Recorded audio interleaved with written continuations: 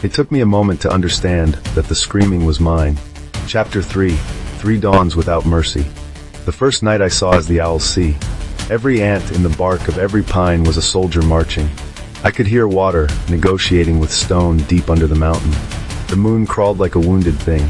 I ran home in one breath. Lysa woke with my name half-formed, then caught it back as if names were dangerous creatures. "Your eyes," she said. "Dorian, your eyes." I told her what I could and lied about the rest. We barred the shutters.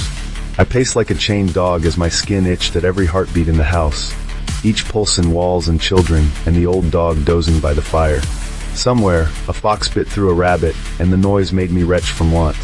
At midnight the Empire's scouts came, 5 men laughing at their luck, their horses blowing steam. They expected a door creaking open to a man with a quavering voice and a purse of excuses. They did not expect the door to open on a wind that smelled like grave dirt. I was a storm. My hands were blades. The night itself picked them up and tore them apart. When it was done, the yard sprouted red flowers in the snow. I did not breathe until I could no longer hear the heartbeats of the dying. Then I breathed too deeply. "Don't," Lysa said behind me, a word like a thread across a chasm. "Don't, Dorian, please." I forced the hunger back down into my ribs like a dog back into its kennel and staggered.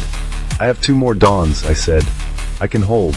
The second night the Empire's general, a boy with a crown of black iron for arrogance, rode into Cauldron with 300 men and a banner that promised amnesia. He sent for me by name. We met in the street where the cobbles had been warm once from the feet of our children.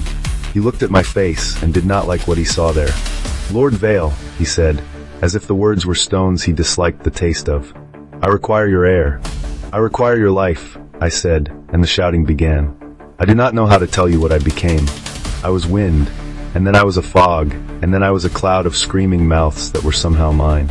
The horses tore themselves apart to avoid me. Steel went through me, and came out clean and disappointed. By dawn, there were no more banners in Cauldron, only men trying to remember what their mothers called them. My hands shook. My teeth hurt. The sun rose like an accusation. 2 dawns done, I said to no one. Arlen held my leg. Lysa did not kiss me when I left the house, not then. She looked as if I had died and was walking anyway. The third night was a liar. It began like any night, with wolves complaining to the moon. It ended with Arlen gone. They took him in the hour before midnight, when the shadows are the size of kingdoms. They left a button from his sleeve, and the smell of horses. I went to the square to look for witnesses.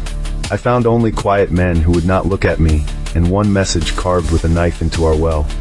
"Bring your hunger to the old monastery, if you want to see what hunger does." I did not tell Lysa the words. I could not make my mouth say them.